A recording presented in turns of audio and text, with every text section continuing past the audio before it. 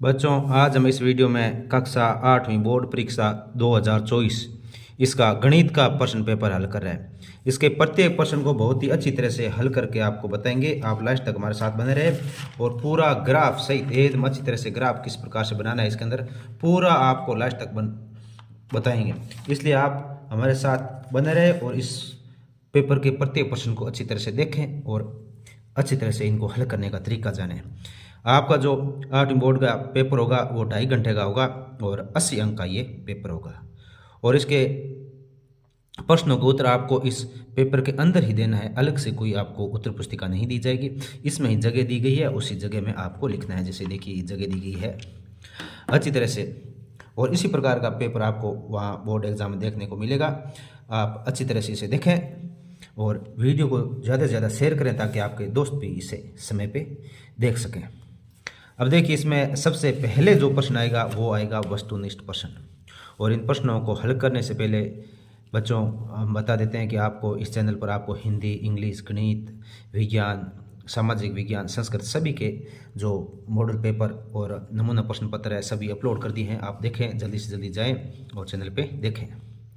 देखिए इसमें पहला क्वेश्चन 2/7 गुणा 0 का मान है, यानी 2/7 को 0 से गुणा करेंगे। कोई भी संख्या हो, चाहे परिमेय हो अपरिमेय हो, अगर 0 से गुणा करता है तो उत्तर 0 ही आता है। तो इसका बी ऑप्शन ये सही हो जाएगा। बी ऑप्शन सही हो जाएगा। इसके बाद में इसका प्रश्न नंबर 2 देखिए। समीकरण 3x - 1 = 14।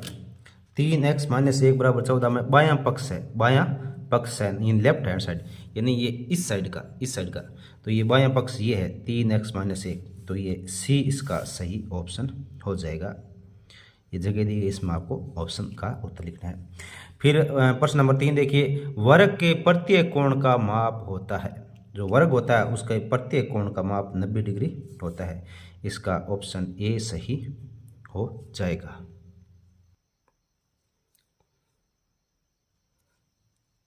अब इसका प्रश्न नंबर 4 देखिए। 9 की पूर्ण वर्ग संख्या है। 9 की पूर्ण वर्ग संख्या है। 9 की पूर्ण वर्ग संख्या मतलब 9 को 9 से गुणा करेंगे। तो 9 को 9 से गुणा करने पर कितना प्राप्त होता है? 9 का पूर्ण वर्ग का मतलब होता है 9 को 9 से गुणा करेंगे और 9 को 9 से गुणा करेंगे कितना हो जाएगा? 81 हो जाएगा। तो इसका ऑप्शन हो जाएगा डी सही हो जाएगा। इसके बाद में नेक्स्ट प्रश्न देखिए। संख्या 5 की घन संख्या है। घन का अर्थ होता है 5 को 5 से 3 बार गुणा करना है। 5 गुणा 5 गुणा 5 3 बार करेंगे। तो पहले 5 को 5 से गुणा किया 25 और फिर 25 को 5 से गुणा करेंगे तो ये 125 आ जाएगा। ये सी ऑप्शन इसका सही हो जाएगा। इसके बाद में नेक्स्ट क्वेश्चन नंबर 6 देखिए। अंकित मूल्य, यानी आप कोई वस्तु लाते हो और उसके ऊपर जो रेट लिखी होती है वो, और फिर जितने में वो आपको देता है, जितने में वो वस्तु आपको देता है। मान लो कोई वस्तु पे 110 रुपये लिखा हुआ है और वो आपको 100 रुपये में देता है, तो उसने 10 रुपये कम में दिया, तो वो जो 10 रुपये कम है उसको बट्टा बोलता है। उसको क्या बोलते हैं? बट्टा। तो अंकित मूल्य माइनस विक्रय मूल्य बराबर क्या होता है? बट्टा। ये ऑप्शन सही हो जाएगा। फिर उसके बाद में प्रश्न नंबर 7 देखिए। एक पदीय व्यंजक है, यानी जिसमें केवल एक पद हो। एक पदीय व्यंजक कौन सा है? तो इसमें देखिए, इसमें देखो केवल एक ही पद है 4x, तो ये ए ऑप्शन सही हो जाएगा। फिर प्रश्न नंबर 8 देखो। 0.000035 संख्या का मानक रूप क्या होगा? मानक रूप क्या होगा? तो मानक रूप करने के लिए क्या करना पड़ेगा कि इसके अंदर है ना, ये पॉइंट यहाँ से हटा के इन दोनों के बीच में लाना पड़ेगा। इन दोनों के बीच में, तो मान लो इन दोनों के बीच में 3 और 5 के बीच में आएगा, और जैसे ये 3 और 5 के बीच में आएगा तो अब देखना पॉइंट कितने बाद में इधर आ गया। तो यहाँ से देखो 1 2 3 4 5 के बाद में यहाँ आ जाएगा। 5 के बाद इधर आ रहा है तो इसका मतलब 10 की घात -5 इसके आगे गुणा में लगा देंगे। जैसे हम इसको वापस हल करेंगे तो ये उत्तर आ जाएगा। तो 3.5 गुणा 10 की घात -5, तो इसमें कौन सा ऑप्शन होगा? ये सी ऑप्शन सही हो जाएगा। अब इसके बाद में नेक्स्ट प्रश्न नंबर 12 देखिए। 9 से 12 तक है, तो इसमें प्रश्न नंबर 9 आएगा। 9 में देखिए क्या लिखा हुआ है कि 19/29 गुणा 29/19 बराबर 1 है। गुण के अंतर्गत उपयोग किए गए गुणधर्म का नाम लिखिए। तो आपको ये पता होना चाहिए कि कोई संख्या होती है, जैसे ये पहली वाली संख्या है, और वापस इसको कौन सी संख्या से गुणा किया, इसका उल्टा करके, यानी -19/29 था और 29/-19 से गुणा किया तो 1 उत्तर आ रहा है। यानी उसी संख्या को उस संख्या से वापस उसको प्रतिलोम करके यानी उल्टा करके गुणा करते हैं तो 1 आता है, तो इसका मतलब उसमें गुणात्मक प्रतिलोम का गुणधर्म का उपयोग हुआ है, गुणात्मक प्रतिलोम गुणधर्म का उपयोग हुआ है।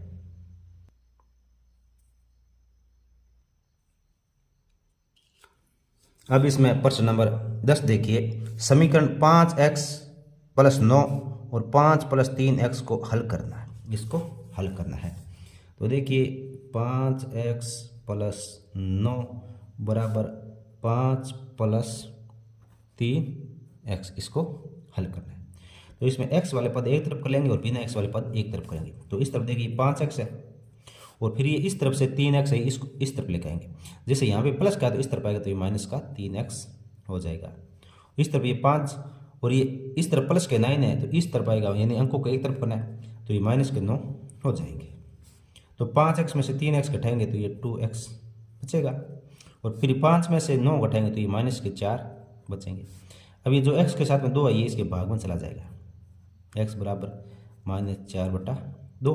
तो इसमें 4 में 2 का भाग देंगे तो ये कितने बार जाएगा, 2 बार जाएगा और ये माइनस लगाओ तो इसके आगे माइनस लगा देंगे, यानी x का मान आ जाएगा -2 उत्तर आ जाएगा। इसके बाद में नेक्स्ट प्रश्न नंबर 11 आ जाएगा। देखिए कि निम्नलिखित संख्याओं में से प्रत्येक के घन के इकाई के अंक ज्ञात कीजिए, यानी ये घन है, इनके इकाई के अंक ज्ञात करना है।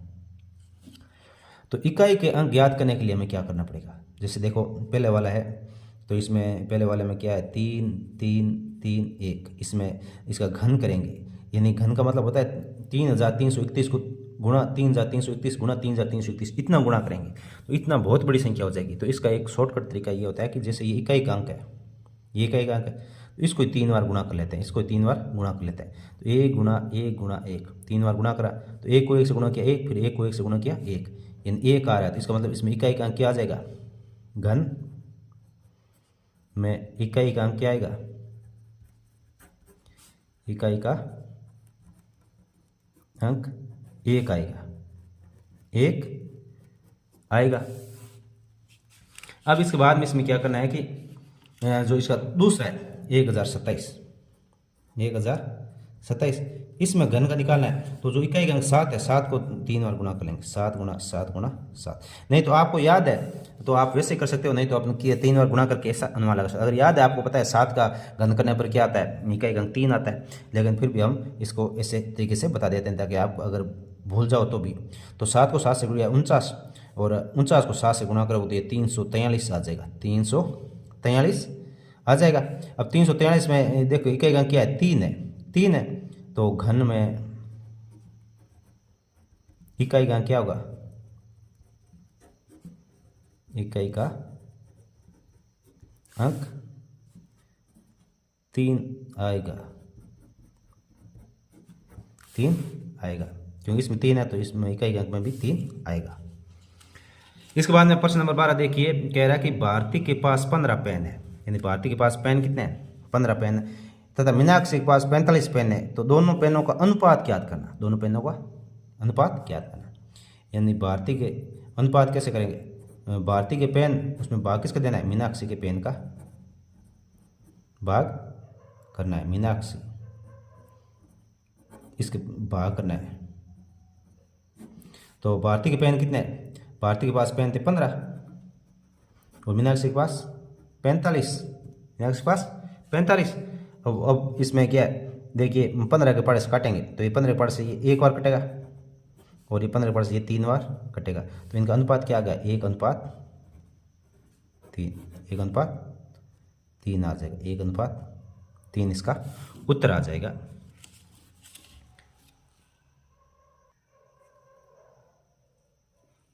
अब देखिए इसका प्रश्न नंबर नेक्स्ट, इसमें क्या करना है, निम्नलिखित कथनों को पढ़कर सत्य और असत्य पर टिक लगाना है, सत्य उस पर सत्य पे और असत्य उस पर असत्य पर टिक लगाना है। तो ये क्या कर रहा है कि a की घात m गुणा b की घात m बराबर, तो इसका मान क्या होगा, a गुणा b की घात m। तो ये सही है, अगर घातें एक जैसी हो तो जो आधार होते हैं उनका गुणा हो जाता है। तो a गुणा b की घात m, तो ये सही है, ये सत्य है, सत्य पे टिक लगाना है। नेक्स्ट 10 की घात 24 में आधार का मान 24, आधार 24 नहीं, घात 24 है, आधार तो कितना है 10 है, तो ये असत्य हो जाएगा। फिर नेक्स्ट में -5 की घात -4 और -5 की घात -2, इसका मान होगा -5 की घात -6।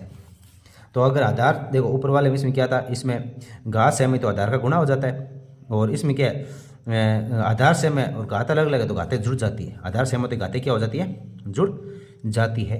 तो इसमें -4 में -2 जुड़ेंगे तो -6 हो जाएंगे और आधार -5 होगा, तो ये सत्य है। और फिर नेक्स्ट वाले में देखिए 2 की घात 5 भाग 2 की घात -6 का मान 11 होता है, तो ये क्या है, ये सत्य है, ये सत्य है। क्योंकि देखो 2 की घात 5 और भाग का मतलब होता है 2 की घात -6 ऐसे होता है, ये होता है। अब ऊपर 2 की घात 5 है और जैसे ये भाग वाली है ना, भाग बटे में होता है, जैसे ऊपर जाता है तो ये जो घात का साइन है वो चेंज हो जाता है, तो ये -6 तो ये क्या हो जाएगा, +6 हो जाएंगे, +6 हो गए। अब दोनों का आधार सेम है तो घातें जुड़ जाती है, आधार सेम एक वाले लिखेंगे, घातें 5 और 6 कितने होते हैं, 11 होता है, यानी 2 की घात 11, तो ये इसका मतलब ये सत्य है।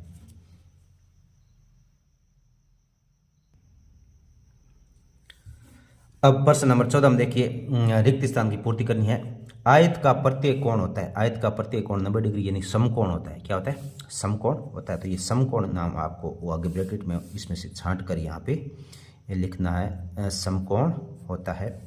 नेक्स्ट है उत्तल बहुभुज के विकर्णों का कोई भी भाग, उत्तल बहुभुज के विकर्णों का कोई भी भाग में नहीं होता है, तो उत्तल बहुभुज होता है यानी ऐसा बहुभुज होता है उत्तल बहुभुज है, तो इसमें कोई भी विकर्ण बहिर्भाग में नहीं होता है, तो ये बहिर्भाग नहीं होता है। जो अतल बहुभुज होता है ना उसके बहिर्भाग में होता है, लेकिन उत्तल के बहिर्भाग में कोई विकर्ण नहीं होता है। फिर नेक्स्ट है तीसरा देखिए पंचभुज के सभी कोणों का योगफल होता है, पंचभुज यानी जिसके 5 भुजा हो तो उसके सभी कोणों का योग 540 हो जाएगा, ये 540 हो जाएगा।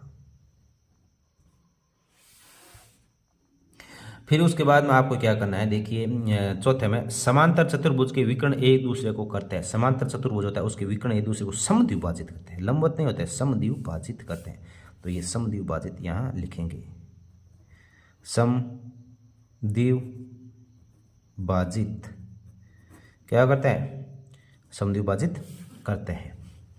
इसके बाद में नेक्स्ट प्रश्न नंबर 15 आ जाता है। देखिए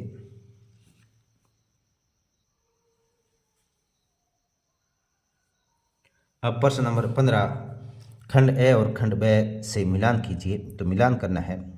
तो इसमें देखिए -4p गुणा 7r, तो -4 को 7 से गुणा करेंगे तो ये -28 आएंगे, और फिर p और r साथ में लिखा होगा, तो ये -28 और pr, तो इसको इससे मिलाएंगे।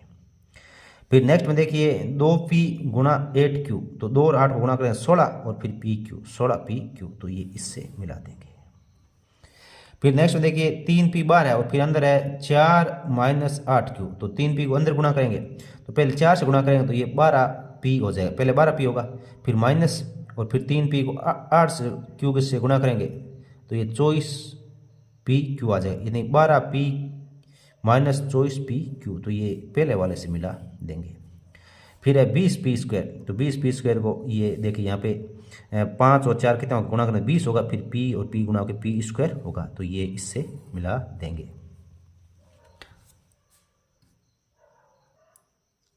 इसके बाद में प्रश्न नंबर 16 आता है अच्छी प्रकार से फेंटी हुई 52 पत्तों की ताश, फेंटी हुई नहीं आप ताश से लगाते हो, ताश के ऊपर नीचे करते हो, पत्ते रख के एक साथ उसको फेंटना बोलते हैं, जिस पीसना भी बोलते हैं, कहीं कहते हैं ताश पीसे, तो फेंटना। एक गड्डी में से एक पत्ता ताश यादृच्छिक रूप से निकाला जाता है, यानी 52 पत्ते हैं उसमें से और एक पत्ता आपको उसमें से निकालना है, और फिर आपको जो आगे दिए गए इन प्रश्नों के उत्तर देने हैं। तो ये कह रहा है कि एक काला बादशाह प्राप्त करने की प्रायिकता, काला बादशाह, तो काले बादशाह 2 होते हैं, एक हुक्म का और एक चिड़िया का, तो काले पत्ते बादशाह कितने हैं 2, और टोटल पत्ते कितने हैं 52, 2/52 हो जाएगा। फिर इसको 2 के पार्ट से काटेंगे तो ये ऊपर एक बार कटेगा और नीचे वाला 26, यानी 1/26 इसकी प्रायिकता हो जाएगी, काला बादशाह प्राप्त करने की प्रायिकता, 2 बादशाह होते हैं काले। फिर सेकंड में लाल रंग का पत्ता प्राप्त करने, तो लाल रंग के पत्ते कितने होते हैं 13 और 13 26, 13 ईंट के होते हैं और 13 लाल पान के होते हैं, तो 26 होते हैं। और टोटल कितने 52, टोटल पत्ते 52 होते हैं, टोटल वो नीचे लिखना है। अब 26 के पार्ट से काटेंगे तो ये एक बार कटेगा और ये 52 कटेगा 2 बार, तो 1/2 इसका उत्तर आ जाएगा।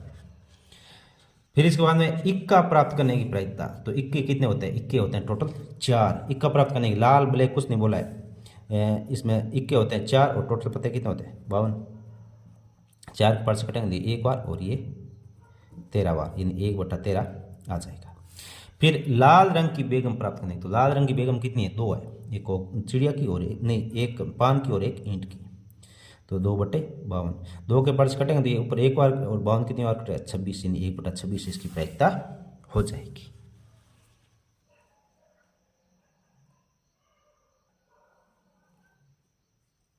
अब प्रश्न नंबर 17 देखिए, अभाज्य गुणनखंड विधि से 9604 का वर्गमूल ज्ञात कीजिए। तो देखिए पहले अभाज्य गुणनखंड करना है, तो अभाज्य गुणनखंड के लिए पहले देखो 9604, उसमें 2 का भाग देंगे तो 4802 आ जाएगा। फिर इसमें 2 का भाग देंगे तो ये 2401 आ जाएगा। फिर इसमें 7 का भाग जाएगा 343 आएगा। फिर 343 में 7 का भाग जाएगा तो 49 आएगा। फिर 7 का भाग दिया 7 और फिर 7 का भाग दिया 1, तो देखो 2 बार 2 आ गए और फिर 1 2 3 4 बार 7 आ गए। ये वर्गमूल निकालने के लिए इसके ऊपर ये चिन्ह लगाएंगे, निकाल। अब इस चिन्ह में से क्या होगा, तो ये 2 के जोड़े बना के बाहर निकालना, तो 2 के जोड़े, 2 का एक जोड़ा बन गया तो 2 की जगह 1 2 बाहर आ जाएगा, इस ऊपर वाले ये नहीं निकालना दोबारा में। फिर 7 7 2 आ रहा है तो इसका 1 7 बाहर आ जाएगा। फिर आगे 7 7 2 आ रहा है, फिर इसका 1 7 आ जाएगा। अब इनका गुणा कर लेंगे, तो 7 को 7 से गुणा करेंगे कितना आ जाएगा 49, और 49 को 2 से गुणा करेंगे तो ये कितना आ जाएगा 98 आ जाएगा, 98 आ जाएगा, यानी इसका वर्गमूल कितना हो जाएगा 98 हो जाएगा।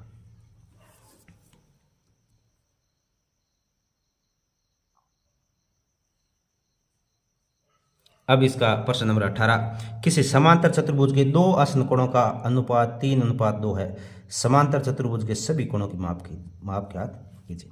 तो देखिए समांतर चतुर्भुज होता है ना, ये जैसे समांतर चतुर्भुज है तो आसन कोण कौन होता है, ये कोण और ये कोण और ये कोण आसन कोण होगा, या ये कोण और ये कोण आसन कोण होगा, या ये कोण और ये कोण होगा, या ये कोण और ये कोण, यानी लगातार 2 कोण होते हैं उनको आसन कोण बोलते हैं। अब इसमें कह रहा है समांतर चतुर्भुज के 3:2, यानी 3:2 है, और जो समांतर चतुर्भुज 2 आसन कोण होता है इनका योग होता है 180 डिग्री। चाहे इन दोनों का 180 कर लो, चाहे इनका कर लो, चाहे इनका चाहे इनका, यानी किसी भी 2 लगातार कोण है उनको आसन कोण बोलते हैं और उनका योग होता है 180 डिग्री। तो इसमें सबसे पहले हम कहेंगे माना पहला कोण, माना पहला कोण, पहला कोण 3 है तो 3x मानेंगे, और दूसरा कोण, दूसरा कोण 2 लिखा हुआ है अनुपात तो 2x मानेंगे। अब 3x प्लस 2x, यानी दोनों का योग कितना होता है 180 डिग्री होता है, 180 डिग्री होता है, क्योंकि 2 आसन कोणों का योग 180 डिग्री होता है। अब 3 और 2 कितने हो गए 5x हो गए, कितने हो गए 5x बराबर 180 डिग्री। अब एक ये 5 है जो x के साथ में ये इसके भाग में जाएगा, x बराबर 180/5, 180 में हम 5 का भाग देंगे, तो 180 में 5 का भाग देंगे तो ये कितना आएगा 5 का बड़ा 18 में देंगे 3 बार, फिर 3 से इस बार 6 बार 36, इन x का मान कितना आ गया 36 डिग्री आ गया, x का मान आ गया 36 डिग्री। अब पहला कोण क्या माना था हमने 3x, तो पहला कोण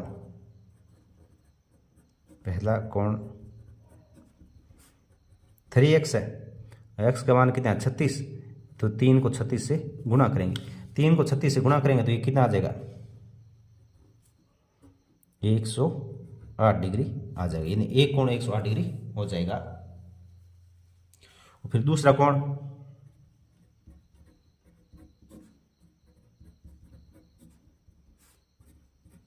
2x, 2 गुना x का मान 36 है, 36 2 को 36 से गुणा करेंगे तो ये आ जाएगा 72 डिग्री आ जाएगा। अच्छी तरह से देखें और नोट करें इसे, बार बार ये बहुत सारी बार एग्जाम में आ चुके हैं, अच्छी तरह से देखें इसको।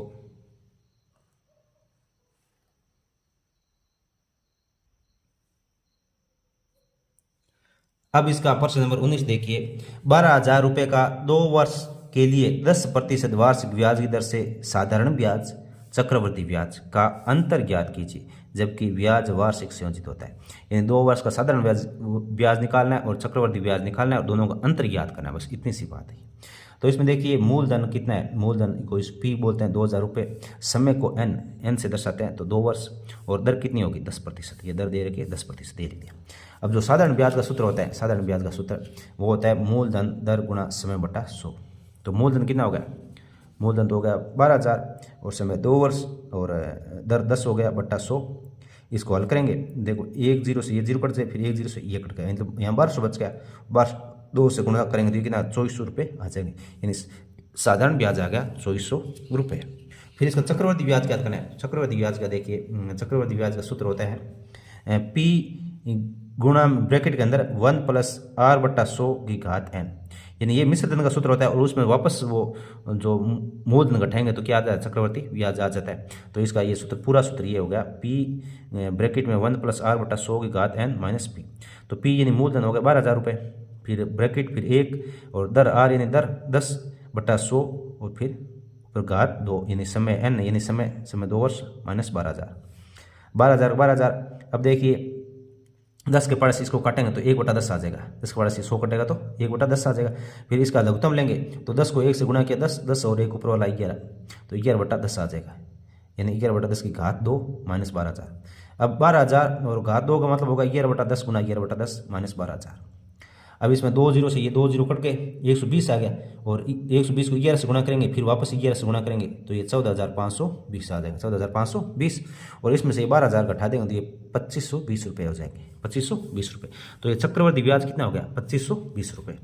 अब आपको पूछा हुआ था कि साधारण ब्याज और चक्रवर्ती ब्याज का अंतर, तो चक्रवर्ती ब्याज था 2,520 रुपये और साधारण ब्याज है 2,400 रुपये। दोनों का अंतर 2,520 में से 2,400 घटाएंगे तो ये आ जाएगा 120 रुपये आ जाएगा, 120 रुपये आ जाएगा। अच्छी तरह से देखें और लिखें।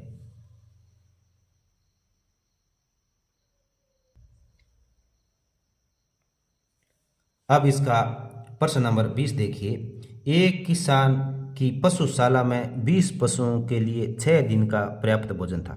20 पशु थे और 6 दिन का भोजन था। यदि इस पशुशाला में 10 पशु और आ जाए तो भोजन कितने दिन पर्याप्त रहेगा। यानी 20 पशुओं के लिए 6 दिन था, और 10 पशु और आ जाए तो कितने दिन चलेगा। तो इसमें सबसे पहले 20 पशुओं के लिए भोजन, 20 पशुओं के लिए भोजन बराबर 6 दिन, 20 पशुओं का 6 दिन होगा, तो एक पशु के लिए कितना हो जाएगा,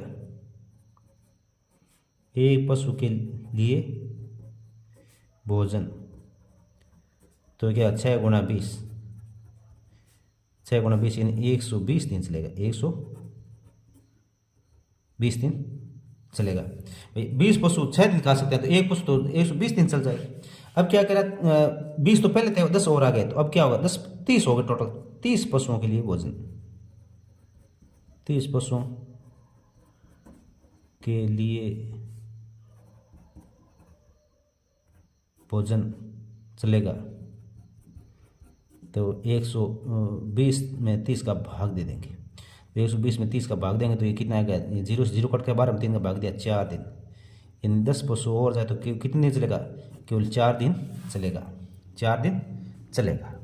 20 पशुओं के लिए 6 दिन, तो एक पशु के लिए 20 × 6 यानी 120 दिन चलेगा। अब 30 पशु यानी 20 पहले थे, 10 और आ गए, तो 30 पशुओं के लिए कितना दिन चलेगा, तो 120 में 30 का भाग दे देंगे यानी 4 दिन चलेगा।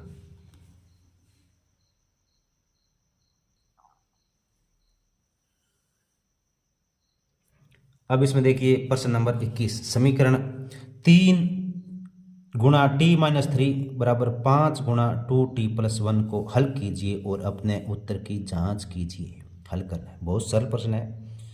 3 × t - 3 = 5 × 2t + 1।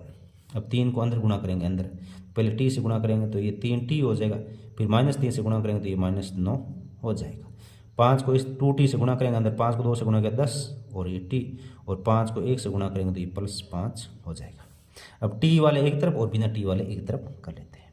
तो ये 3t इस तरफ पड़ा ही है, 3t इस तरफ है, इसको इस यहीं रख लेते हैं। और ये प्लस के 10t है तो इस तरफ आएगा तो माइनस के 10t हो जाएगा, बराबर ये 5 इस तरफ है और ये माइनस के 9 है तो इस तरफ आएगा प्लस के 9 हो जाएंगे। और 10t 3t में से 10t जाएगा तो ये माइनस के 7t बचेगा, 7t बचेगा। और 5 और 9 कितने हो गए 14।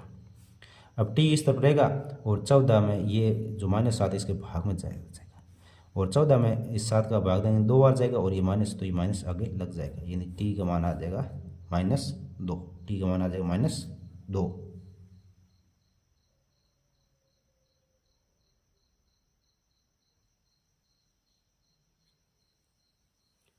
अब इसके बाद में प्रश्न नंबर 22, किसी शहर में विभिन्न वर्षों में दुर्घटनाओं में घायलों की संख्या नीचे दी गई है। इन आंकड़ों को एक पाई चार्ट द्वारा प्रदर्शित कीजिए। आंकड़ों को पाई चार्ट से प्रदर्शित करना है। तो देखिए वर्ष और घायलों की संख्या 2018 में 20, 2019 में 12, 2020 में 18, 2021 में 22 और टोटल 72 है। इसको पाई चार्ट बनाना है और पाई चार्ट बनाने के लिए हमें पता है कि टोटल जो पाई चार्ट को बनेगा वो 360 डिग्री का होता है। तो इसमें आपको क्या करना पड़ेगा, प्रत्येक कितने डिग्री कोण बनेगा, यानी ये कितने डिग्री का कोण बनेगा, ये कितने का बनेगा, ये कितने का बनाया, ये कितने का बनाया, ये अपने को पता करना पड़ेगा। तो इसको पता करने के लिए बहुत सरल है। जैसे ये 20 है तो 20 में जितने कुल है उसका भाग देना है, 20 में 72 का भाग देना है और 360 से गुणा करना है। देखो 2018 में 20 में 72 का भाग दिया और 360 से गुणा किया तो ये 100 डिग्री आ गया, यानी ये 100 डिग्री का कोण बनाएगा। फिर 2019 में 12 थे और टोटल 72, 12/72 और फिर 360 से गुणा किया तो ये 60 डिग्री का कोण बनाया। उसके बाद में क्या करना है कि 2020 में 18 है तो 18/72 और फिर 360 से गुणा किया तो ये 90 डिग्री आ गया। और फिर 2021 में 22 है तो 22/72 गुणा 360, इसको गुणा किया तो ये कितना आ गया 110 डिग्री आ जाएगा, यानी 100 डिग्री, 90 डिग्री, 60 डिग्री और 110 डिग्री आ जाएगा। तो सबसे पहले हम एक लाइन खींच के एक 90 डिग्री का कोण बना लेंगे। देखो इसको बनाने के लिए ये देखो पाई चार्ट बनाया, ये थोड़ा सा गोल आप बना सकते हो, हमने नॉर्मली बन गया ये थोड़ा आप गोल बनाया अच्छी तरह से। तो इसमें सबसे पहले 90 डिग्री का एक लाइन खींचेंगे ऐसे, एक लाइन पहले सबसे पहले क्या किया हमने, एक लाइन खींच दी ऐसे। पहले तो गोला बनाया, पहले क्या बनाया, गोला बनाया। गोला बनाने के बाद क्या किया, इसके अंदर बीच का बिंदु है जो जहाँ पर प्रकार टिका था वहाँ से एक ऐसी लाइन खींची और फिर इस पे पहले सबसे पहले क्या इसको इसके रख के एक 90 डिग्री का कोण इसके ऊपर रखा और ऊपर ऐसे करके एक 90 डिग्री का कोण बना दिया 90 डिग्री का। तो ये 90 डिग्री वाला मतलब ये कौन सा हो गया, ये 2020 वाला हो गया।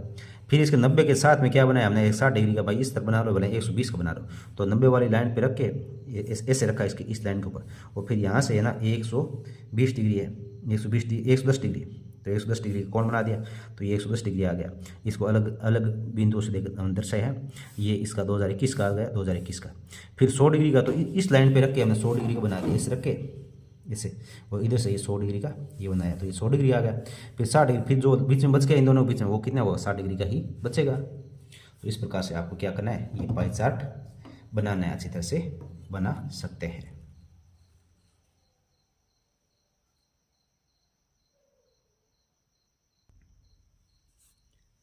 अब इसके बाद में प्रश्न नंबर 23, निम्नलिखित व्यंजकों के गुणनखंड कीजिए। गुणनखंड करना है तो इसमें अथवा में दे रहा है, देखो या तो ये इन चारों को करना है या इन चारों का करना है। तो ऊपर वाले में गुणनखंड करना है और नीचे वाले में क्या है, गुणनखंड करना है और फिर उसके अंदर भाग देना है, यानी इसका गुणनखंड करना है और फिर इसमें इस चीज़ का भाग देना है दूसरे वाले का। इसमें केवल गुणनखंड करना है।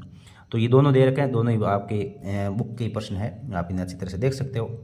और हम जो ये पहले वाला है इसको आपको करके बता दें, क्योंकि दोनों इनको हल करना है और जगह केवल एक जगह ही दे रखी, तो इसलिए हम पहले वाले को हल कर देते हैं। अब पहले वाले चारों के देखिए हमने यहाँ लिख दिया है, अब इनको हल करते हैं। तो पहला है p² + 6p + 8, इसको हल करना है। तो इसमें सबसे पहले क्या करेंगे, जो ये बीच वाला है ना, देखो एक तो p² है, फिर ये 6p है + 8 है। तो जो ये बीच वाला जो अंक होता है ना, इसके 2 टुकड़े करने होते हैं। इसके 2 टुकड़े इस प्रकार से करेंगे, इसको जोड़ने पर तो 6 आए और गुणा करने पर 8 आए। तो इसका क्या हो जाएगा, ये p² प्लस अपन क्या लिख देंगे 4p + 2p + 8। तो 4 और 2 को गुणा करेंगे तो 8 आएगा और 4 और 2 को जोड़ेंगे तो 6 आ रहा है। तो ये देखो 4 इनके साथ में p लगा लेना, 4p और 2p हो गया। अब इस पहले वाले में से हमें क्या है कि एक चीज़ कॉमन लेनी, इन दोनों में से कॉमन लेना है, इस दोनों में। तो इसमें देखो दोनों में पी कॉमन है तो एक पी बार आ जाएगा। तो यहाँ 2 पी थे, एक पी बार आ गया तो एक पी बच गया, और यहाँ केवल एक पी तक और फिर 4 बचा तो ये 4 अंदर बच जाएगा और पी बार आ गया कॉमन। और इसमें से क्या करना है, इसमें से 2 कॉमन ले लेते हैं। तो देखो प्लस लगाया, यहाँ पी से 2 बार आ गया तो यहाँ पी बचा, और 8 में से 2 बार जाना है, मतलब ये है कि भाई 8 में 2 का भाग देंगे तो कितना आएगा, 4 बचेगा, 4 बचेगा। देखिए 2 पी का मतलब यहाँ से 2 बार आ गया तो यहाँ पी बच गया। अब 8 में से 2 बार निकालें, तो 8 में से 2 बार निकालें मतलब ये नहीं है कि 8 में से 2 घटाना है, इसका मतलब ये है कि भाग के रूप में बार निकालना है, यानी 2 बार निकल गया तो यहाँ क्या बच गया, 4। वापस गुणा करोगे, देखो 2 को अंदर गुणा करो 2 पी आ जाएगा, फिर 2 को 4 से गुणा करो 8 आ जाएगा, सेम आ जाएगा। अब देखो यहाँ 4 पी है और यहाँ 4 पी है, पी प्लस 4 पी प्लस 4, तो इसको बाहर ले लेंगे, पी प्लस 4 कॉमन ले लिया, तो जैसे इसको बाहर निकला तो यहाँ पे बच गया पी, और यहाँ पे क्या बच गया, प्लस 2 बच गए, 2 बच गए। अब ये क्या हो गए, ये इसके क्या हो गए, 2 गुणनखंड हो गए, ये इसके 2 गुणनखंड हो गए, यही गुणनखंड है, p प्लस 4 और p प्लस 2, ये इसके 2 गुणनखंड हो गए। अब जो नेक्स्ट देखिए 49x² माइनस 36, इसका करना है, तो इसका मैं यहाँ पे कर देता हूँ। देखिए 49x² माइनस 36, 49 को हम क्या लिख सकते हैं, 49 को 7 गुणा 7 लिख सकते हैं, 7 गुणा 7, और x² को x गुणा x लिख सकते हैं, और 36 को 6 गुणा 6 लिख सकते हैं। तो ये कितना हो गया, ये हो गया 7, यानी 7x का स्क्वायर, 7x का स्क्वायर हो गया, यानी 7 को 2 बार तो स्क्वायर लग गया, और x के भी स्क्वायर 7x स्क्वायर, और ये 6 का x स्क्वायर होगा। अब ये a² माइनस b² का रूप हो गया, तो ये पहले वाले इसको एक बार तो लिखेंगे 7x प्लस 6, और फिर इसके ब्रैकेट में दूसरी वाले लिखेंगे 7x माइनस 6, ये 2 बार लिखेंगे, और यही इसका क्या हो गया, गुणनखंड हो गया। फिर ये आपने पहले क्लास में समझा हुआ, अब ये एग्जाम के टाइम पेपर हल करें तो ज़्यादा हम समझा नहीं सकते, नॉर्मली आप ये ऐसे करना है, एक बार में ही आपको समझना पड़ेगा। और फिर देखिए इसमें देखना है कि देखो इसमें am² और bm², तो इसमें क्या है कि m कॉमन ले लेंगे, इसमें m² है, इसमें m², तो m² कॉमन आ जाएगा दोनों में। जैसे m² यहाँ से बाहर निकला तो यहाँ बच गया a, और यहाँ से निकला तो प्लस b बच गया, क्या बच गया, b। और इस तरफ देखिए इनमें से है ना n² तो n² कॉमन लेंगे, प्लस n² कॉमन लिया तो यहाँ बच गया a, और फिर ये बच गया b, इसको a प्लस b आगे कैसे लिखो चलेगा। फिर अब इसे देखो a प्लस b है, तो ये दोनों कॉमन ले लेंगे, a प्लस b बार आ गया, तो यहाँ क्या बच गया, m², और यहाँ क्या बच गया, n², तो a प्लस b या m² प्लस n², ये इसका क्या हो गया, गुणनखंड हो गया। अब जो नेक्स्ट है देखो 15xy minus 6 plus 5y minus 2, इसके क्या करना है, गुणनखंड करना है।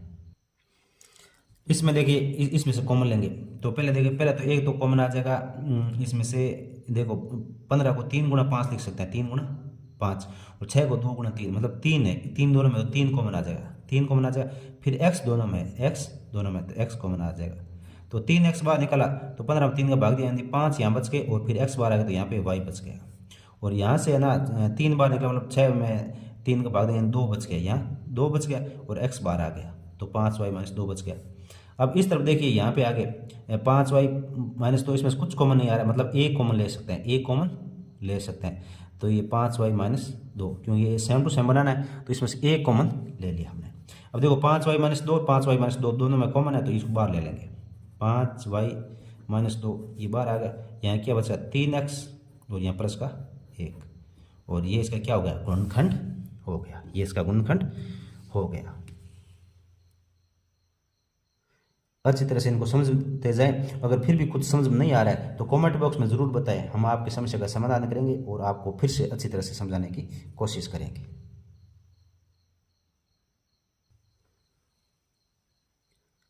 इसके बाद में प्रश्न नंबर 24 आएगा, देखो इसमें अथवा में है, तो पहले वाले में क्या है, एक घनाकार डब्बे का आयतन 1800 घन सेंटीमीटर है, यदि इसकी लंबाई और चौड़ाई क्रम से 40 सेंटीमीटर और 30 सेंटीमीटर है तो डब्बे की ऊंचाई कितनी होगी वो ज्ञात करना है। और फिर इसके अंदर दूसरा है, यानी ये 4 नंबर का, ये 4 नंबर का, दोनों यानी 8 नंबर का ये प्रश्न है। इसमें लिखा है कि 14 सेंटीमीटर चौड़ाई वाले एक आयताकार कागज को चौड़ाई के अनुदिश मोड़कर 20 सेंटीमीटर त्रिज्या वाले एक बेलन बनाया जाता है, तो बेलन का आयतन ज्ञात कीजिए। ये प्रश्न। और इसके अथवा में देखिए लिखा है कि एक चतुर्भुज बगीचे का क्षेत्रफल 54 वर्ग मीटर है तथा इसके सम्मुख शीर्षों से उसके विकर्ण पर खींचे गए लंब 8 मीटर और 4 मीटर है, तो विकर्ण की लंबाई ज्ञात कीजिए। अथवा वाला में पहला है और इसमें दूसरा देखिए। और ये अथवा वाला 22वें का दूसरे का जो अथवा है उसमें एक घनाकार कमरे का आयतन 64 घन मीटर है, तो इसके कमरे का संपूर्ण पट्टीय क्षेत्रफल ज्ञात कीजिए। ये दो था। तो इसके अंदर जगह के अनुसार इसमें क्या करेंगे हम, जो ये पहला प्रश्न है 24वें का, ये 24वें का जो पहला प्रश्न है उसको हल करेंगे। यानी ये घनाकार डब्बे का आयतन 1800 घन सेंटीमीटर है, इसकी लंबाई और चौड़ाई क्रम से 30 और 40 सेंटीमीटर है, तो डब्बे की ऊंचाई ज्ञात कीजिए। तो देखिए इसमें लिखा है कि आयतन, घन का आयतन, घनाभाकार डब्बे का आयतन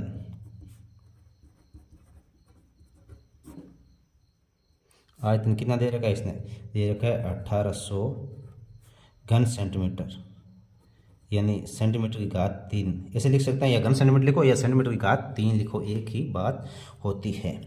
अब इसका आयतन जो घनाभाकार आयतन का सूत्र क्या होता है, आयतन का सूत्र होता है लंबाई गुणा चौड़ाई गुणा ऊंचाई, ऊंचाई होता है।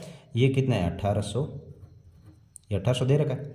अब लंबाई कितनी दे रखी है, इसने लंबाई दे रखी है इसके अंदर 40 सेंटीमीटर और चौड़ाई दे रखी है 30 सेंटीमीटर और ऊंचाई हमें पता नहीं है, ये ऊंचाई हमें ज्ञात करनी है। इसको ऊंचाई पूरा नाम ही लिख देता हूँ, ऊंचाई ज्ञात करनी है, ये बराबर 1800 है, बराबर 1800। अब ये दोनों जो गुणा में ये इसके भाग में चले जाएंगे, तो ऊंचाई बराबर आ जाएगा 1800 भाग 40 गुणा 30। अब देखो एक जीरो से एक जीरो कट गया, फिर एक जीरो से ये एक जीरो कट गया, जी कट गया। अब देखो ऊपर कितना है 18, 3 के पास 18 काटेंगे तो ये कितनी बार कटेगा, यानी 6 बार, 6 बार। और नीचे क्या है 4, नीचे 4। अब 2 के पास फिर काटेंगे तो ये ऊपर आएगा 3 और नीचे आएगा 2, नीचे आ जाएगा 2। अब 3 में 2 का भाग देंगे तो ये कितना आ जाएगा 1.5 सेंटीमीटर, ये क्या हो जाएगा इसकी ऊंचाई हो जाएगी। इसकी ऊंचाई कितनी हो जाएगी 1.5 सेंटीमीटर हो जाएगी, ऊंचाई 1.5 सेंटीमीटर हो जाएगी। और फिर इसमें इसका जो है दूसरा देखिए, इसमें दूसरे में ये लिखा है कि दूसरे में क्या लिखा है कि 14 सेंटीमीटर चौड़ाई वाले एक आयताकार कागज को ऊंचाई के अनुदिश मोड़कर 20 सेंटीमीटर त्रिज्या वाला एक बेलन बनाया जाता है, तो बेलन का आयतन ज्ञात कीजिए। तो इसका दूसरे में देखिए बेलन का आयतन ज्ञात करना है। तो इसमें क्या करेगा भाई, ये एक ऐसा टुकड़ा था, ऐसा टुकड़ा था, और इसकी क्या है ये जो चौड़ाई है वो कितनी थी 14 सेंटीमीटर थी। अब ये कह रहा है कि इसको है ना एक बेलन रूप में बनाया, यानी इसको ऐसे गोल बनाया, गोल बेलन के रूप में इसको बनाया, मतलब इसको कागज को ऐसे फोल्ड किया, फोल्ड करने पर ये क्या है, इसका मतलब ये क्या होगी, ये 14 सेंटीमीटर क्या होगी इसकी ऊंचाई होगी, ये क्या होगी ऊंचाई, यानी एच ऊंचाई होगी। और इसकी क्या कह रहा है कि इसकी जो त्रिज्या है, जो मोड़ने पर जो बनी है उसकी त्रिज्या कितनी है, ये 20 सेंटीमीटर त्रिज्या, मतलब ये यहाँ से लेकर यहाँ ये कितने 20 सेंटीमीटर है त्रिज्या, यानी आर 20 सेंटीमीटर है। तो इसका क्या ज्ञात करना है हमें, आयतन ज्ञात कीजिए। तो इसमें हो जाएगा बेलन की ऊंचाई, बेलन की ऊंचाई कितनी होगी 14 सेंटीमीटर, बेलन की ऊंचाई 14 सेंटीमीटर, त्रिज्या 20 सेंटीमीटर, तो आयतन का सूत्र होता है पाई आर स्क्वायर एच। पाई का मान होता है 22/7, आर का मान 20 दे रखा है और एच का मान 14। तो 7 के बारे से 14 को काटेंगे तो कितना आ जाएगा 2 आ जाएगा। अब ऊपर वालों को गुणा कर लेंगे, 22 को 2 से गुणा किया तो कितना आ गया 44 को 2 से गुणा किया 88, और ये 0 है तो ये 0 और लग जाएगा इसके साथ में, यानी 880 सेंटीमीटर क्यूब हो जाएगा, सेंटीमीटर क्यूब इसका आयतन हो जाएगा। तो ये देखो इसको 7 के पास इसको 14 काटो 2 बार, 20 को 2 से गुणा किया 40 और 40 को फिर 22 से गुणा करेंगे तो ये 880 आ जाएगा, सेंटीमीटर क्यूब आ जाएगा। अब इसके बाद में नेक्स्ट जो प्रश्न नंबर 25 है वो देखना है आपको।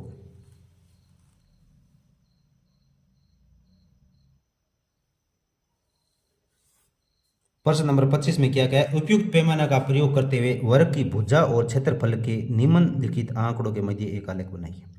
यानी इस 25 में क्या, 25 में अथवा में 2 दे रखा है। पहले तो क्या है, इसका ये क्या है, इसका ग्राफ बनाना है और फिर ग्राफ के आधार पर प्रश्नों के उत्तर देने हैं। तो पहला तो है इसमें देखो, वर्ग की भुजा और क्षेत्रफल इसके मध्य ग्राफ बनाना है। और फिर इसके अथवा में देखिए, फिर इसके 2 प्रश्न पूछा इसने, क्या कि ये रेखिक आलेख है। रेखिक आलेख है। रेखिक आलेख का मतलब है कि ये ना लाइन एकदम ऐसे सीधी लाइन आएगी तब रेखिक आलेख है। अगर मान लो लाइन ऐसे थोड़ी सी ऐसे घुमावदार है, मान लो ऐसे आ गई, थोड़ी बहुत घूम रही है, सीधी नहीं बन रही है, तो वो क्या रेखिक आलेख नहीं होगा। फिर इसमें दूसरा पूछा है कि वर्ग की भुजा 7 सेंटीमीटर है तो वर्ग का क्षेत्रफल ज्ञात कीजिए। ये 2 प्रश्न है इसके अंदर। फिर इसके अथवा में देखिए, इसमें अथवा में दे रखा है कि उपयुक्त पैमाना का प्रयोग करते हुए वर्ग की भुजा और परिमाप के निम्नलिखित आंकड़ों के मध्य आलेख बनाइए। यानी पहले वाले में क्या था, भुजा और क्षेत्रफल था, और इसमें भुजा और परिमाप है, इसके मध्य आपको ग्राफ बनाना है। और फिर इसके 2 प्रश्न है, क्या यह रेखिक आलेख है, और फिर यदि वर्ग की भुजा 4 सेंटीमीटर है तो वर्ग का परिमाप क्या होगा। तो ये हम दोनों प्रश्न आपको हल करके बहुत ही अच्छी तरह से ग्राफ में हल करके बता रहे हैं, आप अच्छी तरह से इसे देखें। तो देखिए पहले वाला है, इसमें देखो वर्ग की भुजा और सेंटीमीटर क्षेत्रफल के बीच में। तो इसमें देखिए हमने ग्राफ तैयार कर रखा है, आपका समय ज़्यादा वेस्ट नहीं होगा, थोड़ा सा समय लगेगा, अच्छी तरह से देखिए इसमें। तो इसमें देखिए आपको क्या करना है, स्केल को रख के यहाँ पे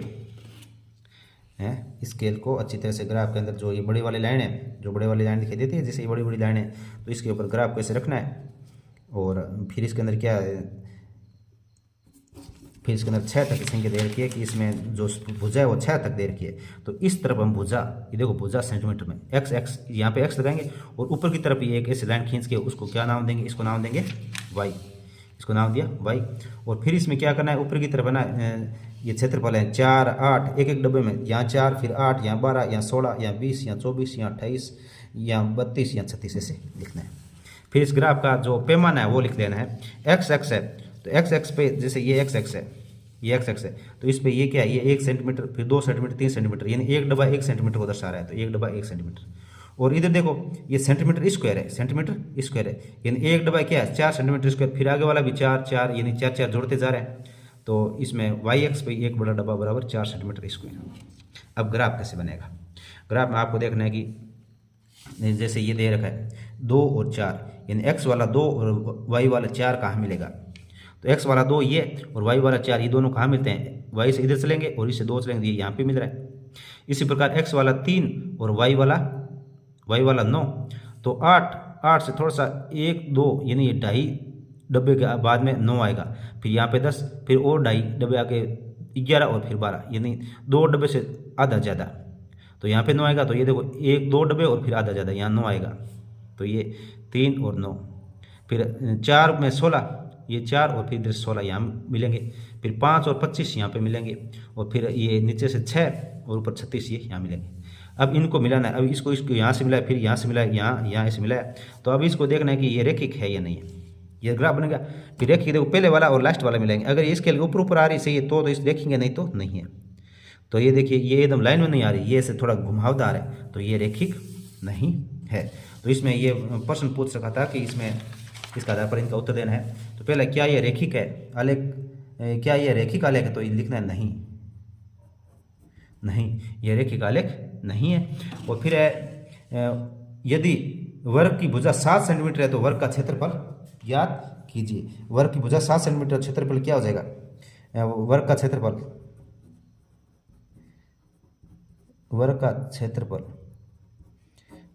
होता है भुजा गुणा भुजा, यानी 7 गुणा 7 को 7 से गुणा करें तो ये 49 सेंटीमीटर स्क्वायर आ जाएगा। ये 2 इसके प्रश्नों के उत्तर हो गए। इसके बाद में इसका दूसरा देखिए, इसमें क्या करना है कि वर्ग की भुजा और परिमाप के बीच में आपको ग्राफ बनाना है।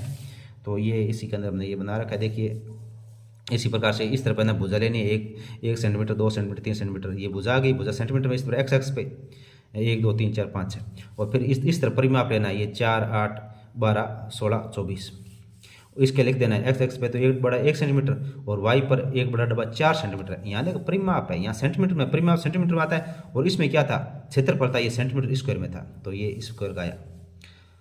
तो अभी आ गया। अब इसको ग्राफ बनाना है, तो इसमें देखना है कि ये जो देख इसमें दे रखा 2 और 8, 3 और 12, 3.5 और 14 इसको मिलाना है। देखो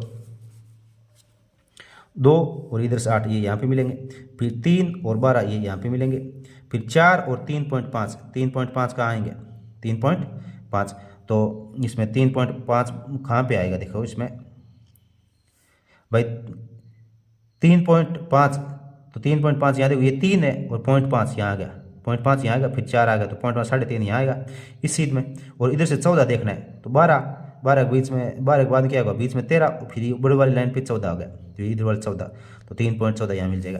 फिर 5 और 20, ये 5 इधर से और ये 20 इधर से मिल गया, फिर 6 और 24 ये इधर से मिल गया, ये पॉइंट आ गए।